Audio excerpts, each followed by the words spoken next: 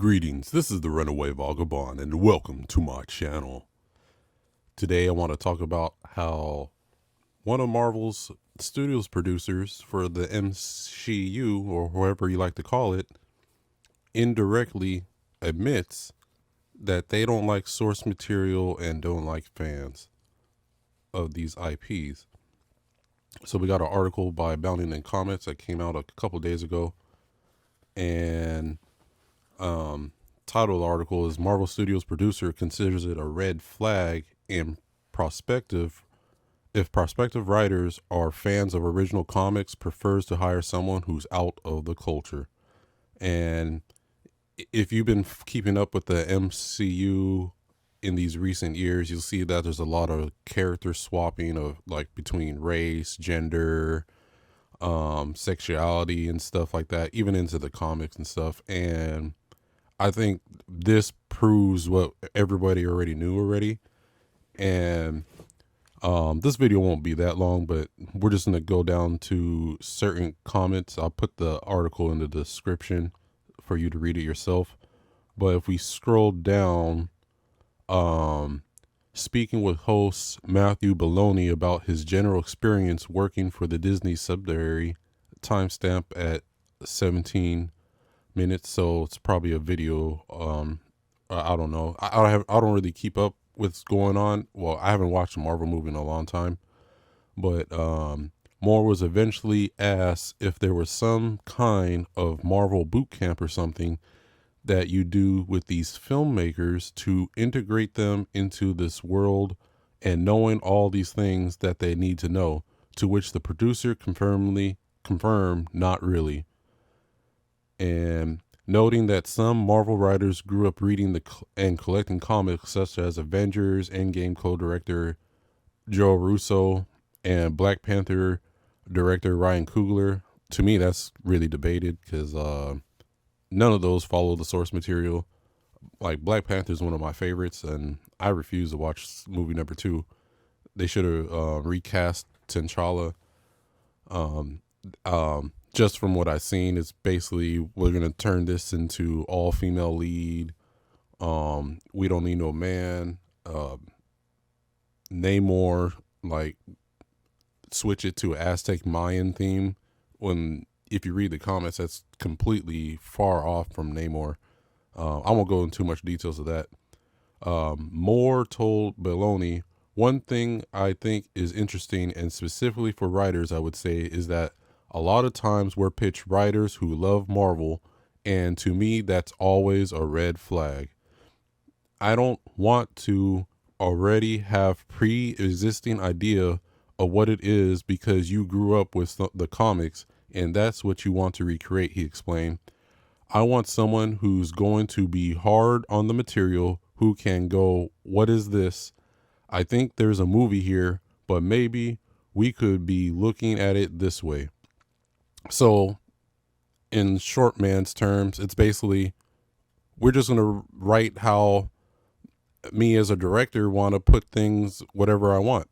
So we don't care about source material. We're here to make, we're not here to respect source material. That's basically what he says.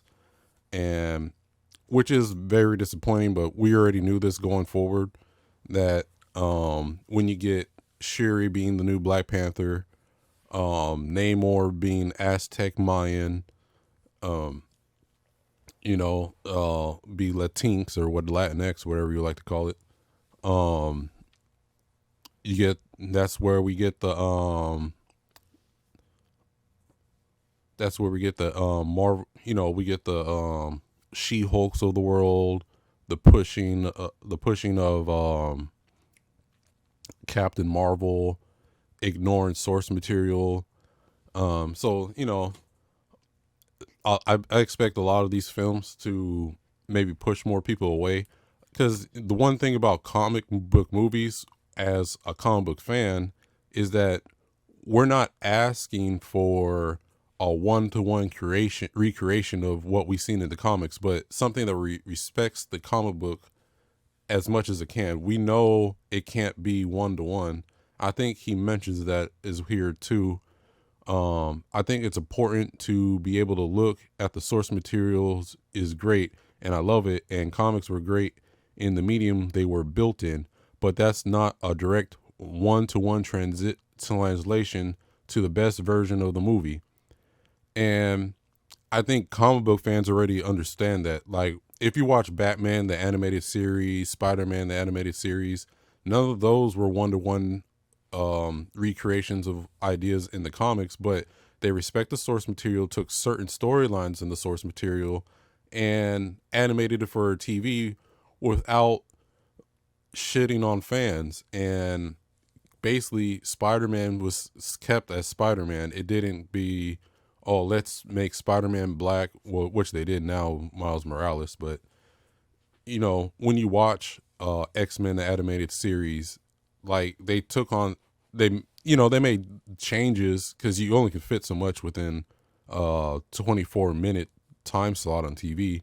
But at the same time, a lot of these tellings on different mediums outside of comics, whether it's video games or cartoon shows and stuff, they do slight changes, but they don't directly change from the characters.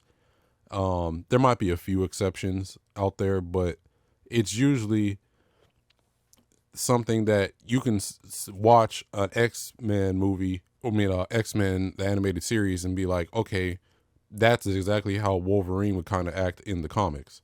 That is how Storm would act in the comics, or vice versa. And with the MCU going forward, we don't get any of this. And that's why it pushes certain folks that were into the comics away. And we have no reason to like or want to see the any of these movies going forward. So that's why you're seeing a big right now. I think it's the perfect time for the indie space to catch up and surpass what Marvel and DC is not doing, and respecting fans of these IPs. Like, we grew up with these directors haven't, obviously. And going forward, we'll see who's on top. Like, as you see, the Ripperverse made 3.7 million. You got Ethan Van Sciver with Cyberfrog doing successful campaigns. Of course, you got the hate watchers and the hate mongers out there trying to nitpick anything they can, but they can't stop these. You got geeks and gamers out there. The fans are looking for alternatives, and you got Rageaholic, Shadversity with his book.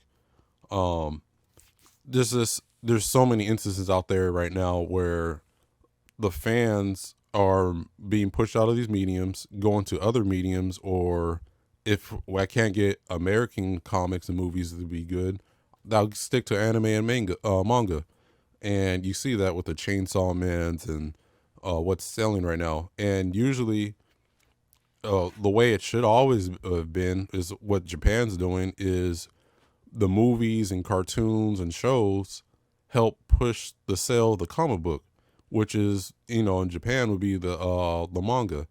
And here in the United States, it should have been into American comic books, and we're not getting that today.